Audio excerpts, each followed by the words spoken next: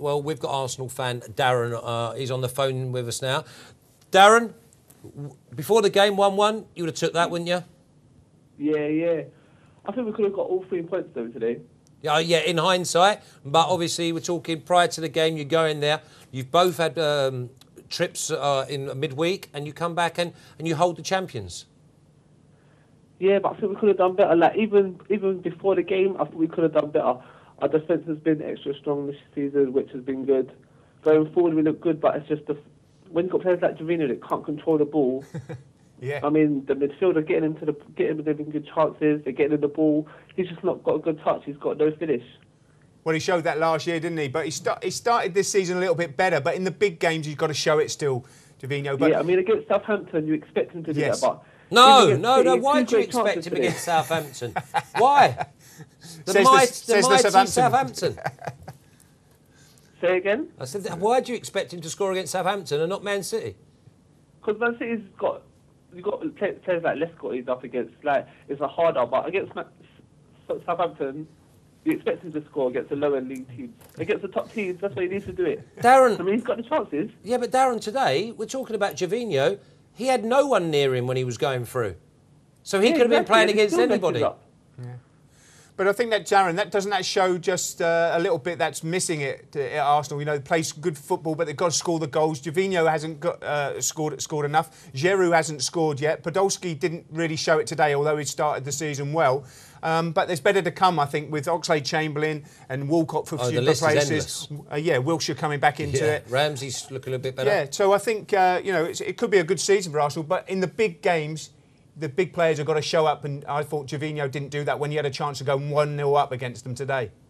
Yeah, definitely. And even later on in the game, when he beat the defender and just took a wild shot as well. But don't forget, there's 3 new players come in. They've got a chance they've got to gel together first, and they've got to get their hat together. I mean, it's only the first 4 or 5 games, so I think as the games go on and they play more together, the confidence will be there. They start learning each other. Learn how to play better. Darren, I understand, and I half agree with that. But then you have a look at the likes of Caffola, the way that he's settled in. He looks like he's been at Arsenal for about 5 years. Yeah, no, he does. I don't know. Giroud, I don't know what it is with Giroud. I mean, he's a good team player. I mean, he's setting up chances. Yeah. He's just not getting the goal scoring. Obviously, I mean, he had 2 good at the beginning of the season. All of a sudden. But apart from that, he hasn't had much. He's creating chances though. That's why I think he'll be a good player. Yeah. I think it'll just take more time with him. But the thing is, Darren, if you want to be challenging for the Champions League and for the Premier League title, you have to have someone who can put the ball in the back of the net on a regular basis. And sometimes I think as an Arsenal supporter, you must be looking and saying, well, with this team, if we still had Van Persie, we could have been really challenging for everything this season. Oh yeah, definitely. But Podolski's coming in, he's done well. Yeah. So hopefully Podolski will get goals, and hopefully Jovino can get his hat together and get us a few goals. Darren, let me put this to you. Steve Bold has obviously come in. It's very evident how more organised and there's more cohesiveness with the back four. And yet they defend zonal marking at set pieces. Now, I know that Steve Bold never defended zonal marking because he'd been like normally treading on my toes. Yeah, or blocking you off. Or exactly. I don't know. I don't know what it is with the zonal marking, but at the so far I've only conceded 2 goals. Yeah. If it's working, I can't complain if it's working. Well, the thing is, you can't complain, but it's in the big games that it hasn't worked, because the same for Man City today. They did zonal marking and Arsenal scored from that as well. So you've got to say sometimes, you know, if it's not working, you have to have a change of philosophy here. And maybe Steve Bold would be saying to Arsene Wenger, look, we need to change this a little bit here, Arsene, against the big teams who know what they're doing. They've got big players. They're going to attack it at the back post, and that's what Lescott did today. Yeah, exactly. Yeah, I think Podolski was a bit slow at the back stick today, though. I think I would have blamed Podolski. And the goalkeeper.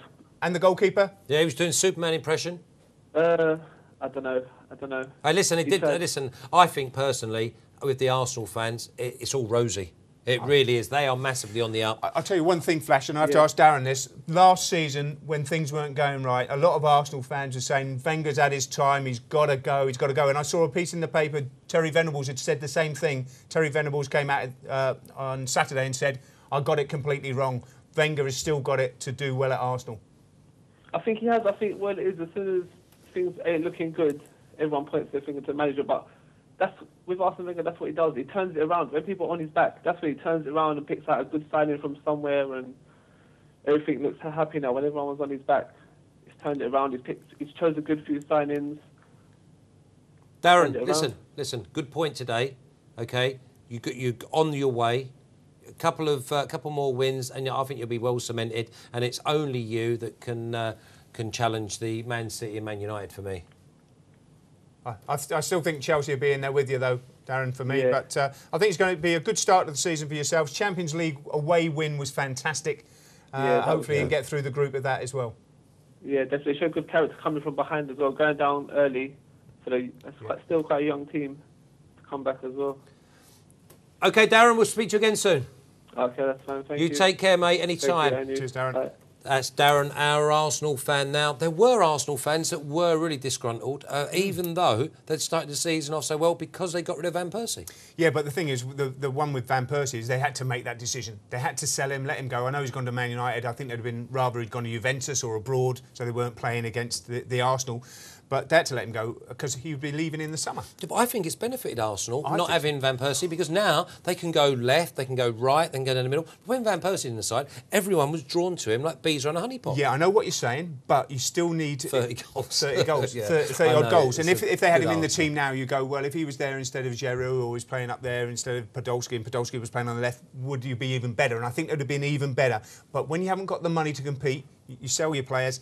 And bring 3 good players in, and that's what Arsenal's done. And some of the youngsters are starting to come through now. And with Steve Bold organising the defence, they're going to get better as we go through. But Arsenal's still got to get the blend right. And that midfield area, the competition for places, is going to be tremendous. You wouldn't have it any other way, would you? No. You wouldn't have it any other way. One Arsenal fan, after the Stoke game, 0-0. I'm not out putting up with this. I'm going to throw my season ticket away. Richard, did you throw that season ticket away? Hello? Did you throw that season ticket away? No, I've still got both of them. I've still got both of them. Yeah, I would as well. We all heard that you were going to White Hart Lane now. Oh, no. Don't strong it. Nothing strong it. But, I mean, what killed me more than anything else was selling Van Persie to Man United. I mean, if you take away what Van Persie's done at Man United so far this season, they'd be down there with Liverpool. It's killed me and a lot of other Arsenal supporters that we sold Van Persie to Man United. But anyway, I don't want to talk about him or Man United. I want to talk about the Arsenal. And the start we've made this season, I think the highlight of it was when we got to Stoke and we couldn't be bullied. And a lot of our players have become men from boys like Jenkinson, like Gibbs, even Aaron Ramsey. A lot of our players now are playing as a unit. Maybe Bowles put a bit of like British steel into them or something, but we look like a team, and we look like a team that aren't going to give up. And people have been getting on the back of Giroud and whatever because you haven't scored goals yet. I remember when Henry first came down the Emirates, like he looked a bit clumsy and whatever. And I think Giroud hasn't seen enough of the ball. And the way that they're playing as a unit, defending from the front, midfield and going back, Giroud and Podolski, they've all got their roles to play. They can score no 30 goals a season. But as a team, Arsenal look the finished article. If we had our best 11 each week, no one's going to want to play us. Well, nobody will want to play you, that's for sure, Richard. But I don't think you're the finished article yet. A long way from it for me. I think you've got the talent again. You know, you're stronger at the back. You've got the talent in the midfield area, but you still need an out-and-out goal scorer for me. Although Podolski has scored goals everywhere he's gone. But Giroud, listen to what Richard's saying. Yeah. Richard's saying that Henry didn't score for maybe 12, 15 games. But same when Bergkamp. I remember playing against Bergkamp when the first 6 months, and then he went on to be a fantastic player. But that's what I'm saying. They're not the finished article yet. Yeah. If Giroud then starts finding his form... So how good could this Arsenal side be? Well, it could be a blessing in disguise that Van Persie's gone, that the star man's gone, that the Fabregases have gone, that this is more of a team. They're all working for each other. They could go on and challenge for the title. I still don't think they can challenge for the title this year. Richard, how good could Arsenal be over the next 2 years? Well, I'll tell you what, going back to the point you just made about an out-and-out scorer, do you know, we've got quite a good relationship with Southampton, nicking their best players, and that Ricky Lambert that plays up front for Southampton, in the January transfer window, he'd be the type of player that would fit right into Arsenal. And, you know, that's I think where we get a bit frustrated with you, Wenger. Players like that, he just seems to overlook completely and go to France or French Guyana or something like that to pick up a player. But Well, he would fit in. He would fit in bang in the Arsenal. Someone like him, Ricky Lambert, and then maybe, just maybe, a bit of cover for Jenkinson, because one of the great things about Arsenal now, if you look at them, they're a bigger side right the way through. Instead of all being 5'3", 5'2", they're a bigger, stronger side. But if a player like Jenkinson or a player like Gibbs, they get injured. Even today, Vermaelen, we missed him a little bit at certain set pieces and things like that. But we're probably, in the next 2 years, maybe just 2 players short of really, really challenging everybody. And I think a real benchmark when we play your lot, Nigel, Chelsea next week, because I think we'll really see how far we come then. Well, I think that's a big test for both teams next year to say that what their credentials are to challenge the 2 Manchester clubs. So I think that's got the makings of a terrific game next weekend. Arsenal win. That's all I'm saying. And I will just give you a little snippet. Your next one off the Southampton factory line will be Luke Shaw, the left back. You heard it here first, Richard. All right, well, maybe we can do the double and get them both, him and Lambert, because I'd love to have him down the Emirates. 50 million. I'll do the deal. Leave it to me. Leave it to me. I've got friends in low places. Richard, get your chequebook out, son. Richard, you take care. Thanks a lot, boys. Good luck, mate. Cheers, take care.